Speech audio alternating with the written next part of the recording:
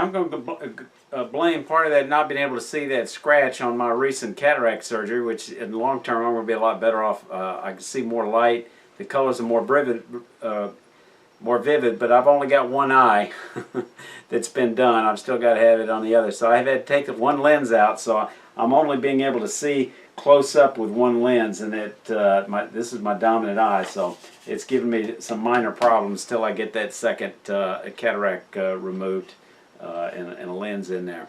But the good news is I'll be able to drive without any glasses going forward, so I'm looking forward to that.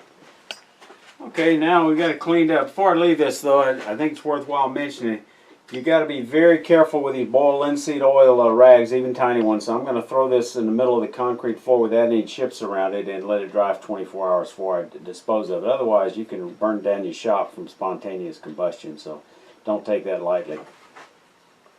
Okay, and I'm going to put the grain, I'm going to line the grain up with these chuck jaws. It doesn't make any difference which direction, as long as you get the grain going up between the set of the jaws. That way you get uniform pressure from all four jaws, because it's dealing with the same density on each set of jaws. I'm going to press right down in the middle to get it seated evenly.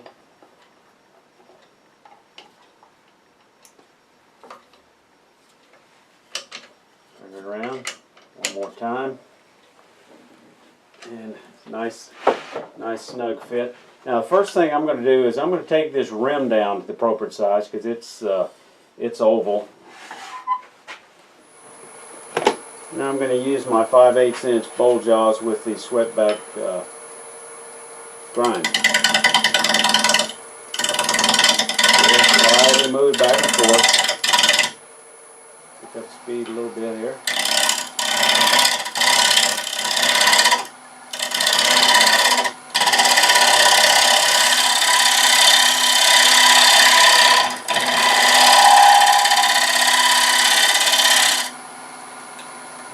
Touch it up again.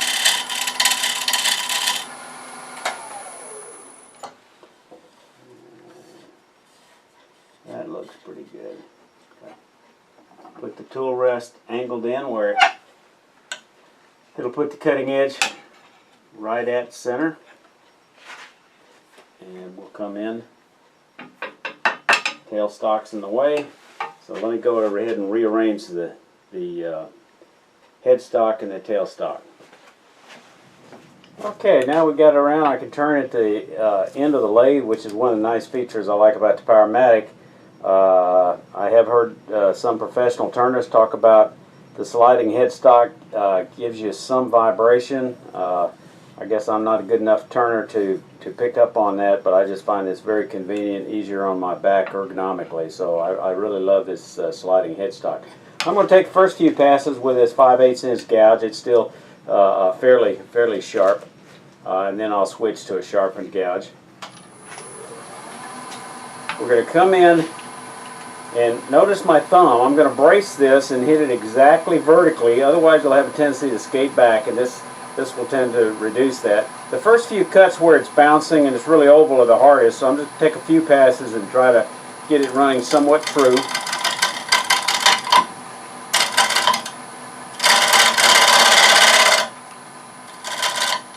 Once I get past that end, I can start rotating it.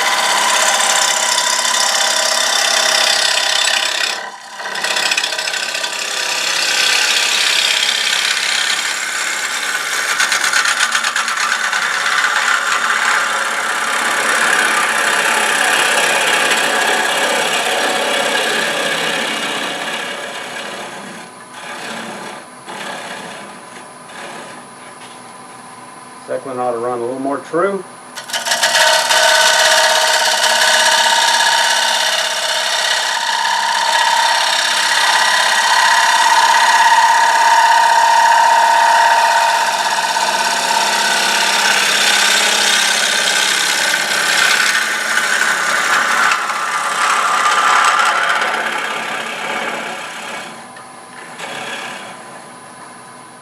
Now, I'm starting to cut inward here just a little bit because I want to undercut the rim a little bit to kind of give it a shadow line. As a result, I tend to pick up a ripple or two here. I'm going to have to clean up, be very mindful of before I start the sanding, because I will get some tool marks. And it's probably at this point in time I need to look at two things: diameter, or wall thickness, and depth. So let's get our two tools for that. Now, earlier in my turning, when I was still mindful of how much money I was spending, I made this set of calipers, and it works fairly well. This is from a you use it for tying together twisted cable. So it's a cable clamp. You put two cables in there, and this is part of that. So I got this rod and made this, and so it slides. And what you can do is you set it a little bit wider than the distance, and then as you move around, you look at the gap on the outside to see how close you are. And I can see it's getting a little thick, picking up about halfway down. I've since replaced those. They still work. They were inexpensive, fairly inexpensive to make, but I have a regular set of bowl calipers that accomplishes the same thing. You get just a little bit wider and follow it around, and then you can see the distance on this end. The other thing I want to be mindful of course, is the depth. So I'll use my shop-made bowl depth gauge. And this is a plumbing fitting, and this works well. So once I get it here, then I can put it on the outside like this. You can see that better, like this. And then I can sight down here, and I can see how thick it is, and make sure I've got it, you know, I'm not going to go through the bottom. And I've got enough room to slightly concave it. So from what I'm seeing here, I've got about the depth just about as deep as I want, so I need to control mostly on the wall thickness. This is going to be a fairly thick wall. It's going to come down a little bit more, but this is a fairly stout bowl, and I'm not going to get a super thin wall. But I do need to undercut, so it's going to be thicker here at the rim, right here at the rim, than it is the wall thickness. So I'm switching back to that 55-degree grind, and with this grind, you can see I can ride the bevel all the way down to the bottom. Now, if I have, again, coming just inside the rim, again, right at 3 o'clock, the flute's at 3 o'clock, and I'm bracing it with my thumb, slowly trying to pick up the cut.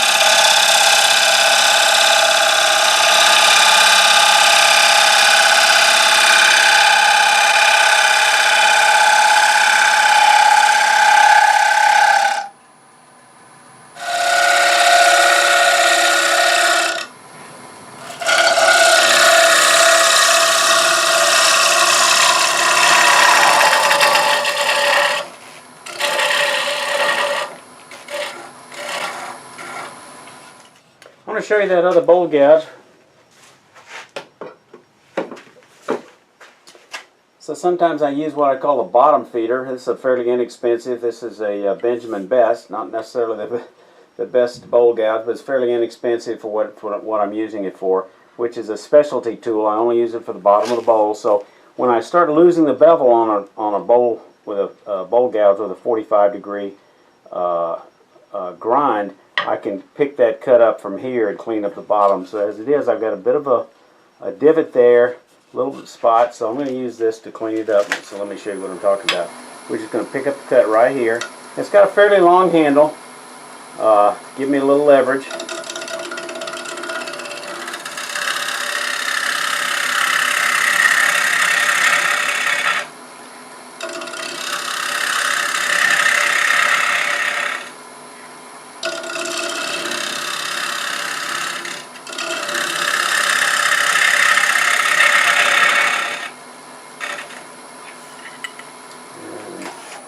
Have it. I frequently resort to a scraper, and in this case I feel like I don't have many tool marks, so I'm in pretty good shape. But along the bottom here, it's still a little bit rough on the transition. So if I want to use a scraper, I'd use one like this with a negative rake. Come in here and just clean up that bottom where there's some ripples. So let's give that a try. Got to raise the tool rest just a bit, because this tool's not as thick as that other one.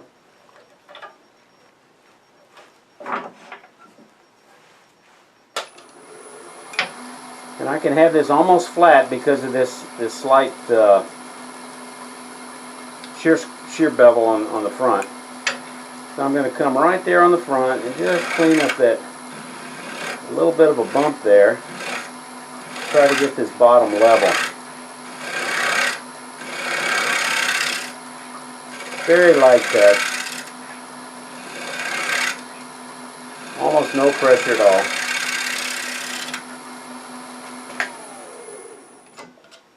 And I'm very happy with that. Sometimes on some woods you help when you lean this up at about a 45 degrees. Start here and then start picking up, come around. Just pick it up. Up high. And you can clean up some of those tool marks easily with a scraper that you'd struggle with sometimes with the bowl gouge.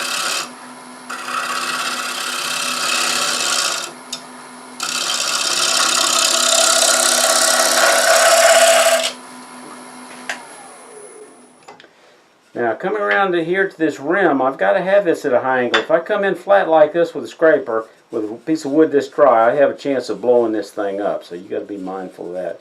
So I've still got just a couple of tool marks there at the bottom. Let me see. I want to clean up that transition again. Okay, I've got it completely sanded. Now I've brought it up against this face plate with a threaded face plate with this flat platter of Baltic birch, and I've got some 1/16 inch fun foam. This is a vacuum chuck. It's got a hole through it, but it also serves as as a friction chuck for anything with a flat face like this one now. So we're going to go ahead and take off the bottom. I'm going to run the vacuum chuck, but you could do this without a vacuum chuck. You just, when you get to the end, you're just going to have to snap off the nub, whereas I'll be able to remove the tailstock. So let me show you what I'm talking about.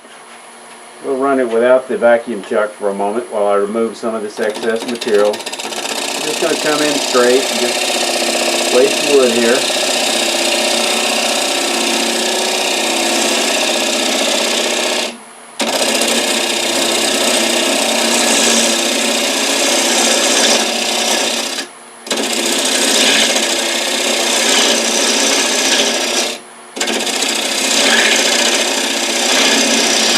Before I completely the bottom, I want to just tuck this under just a little bit here at the corner.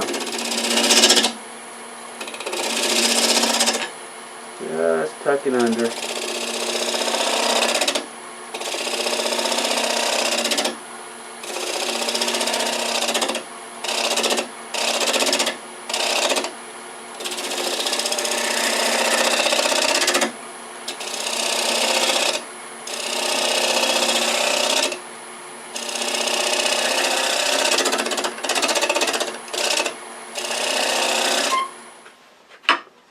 Start wasting wood again.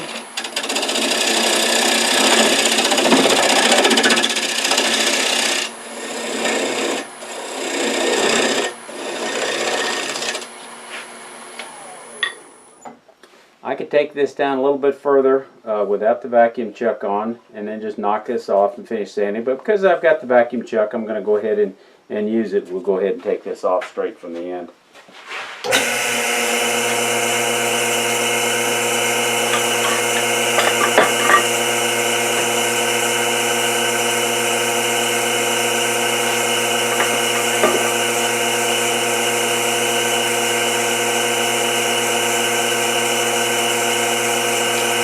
I don't like to go much faster than 600 with a vacuum chuck. Take slow nibbles.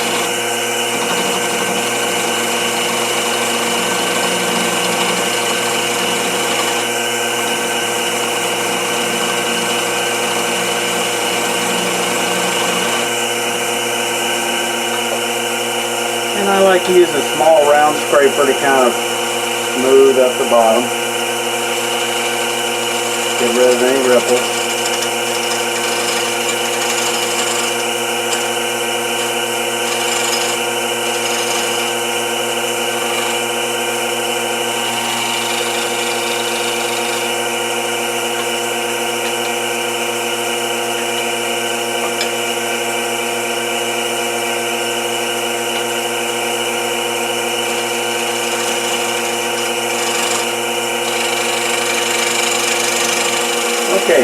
Now we'll go ahead and sand the bottom, then I'll put a couple of detailed grooves. I'll sand off the lathe. Alright, sorry about the noise of the vacuum. I'm going to go ahead and put just a couple of V grooves here, maybe here and here. Just kind of decorate the bottom a little bit. I'm going to turn this up just a little bit. And I'm just going to keep this flat and just engage it just a little bit.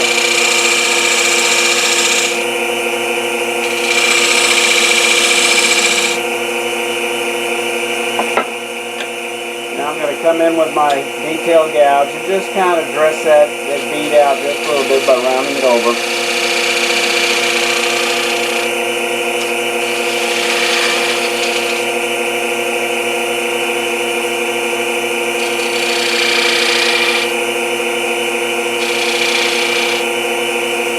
Now we just touch that up with a little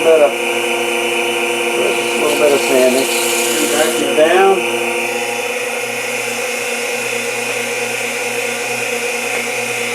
Turn the pump off. It drops in my hand. And there's our completed bowl. All I got to do is put some Minwax antique oil on it. And then we'll buff it up. I'll sign it first, of course, and that'll be it.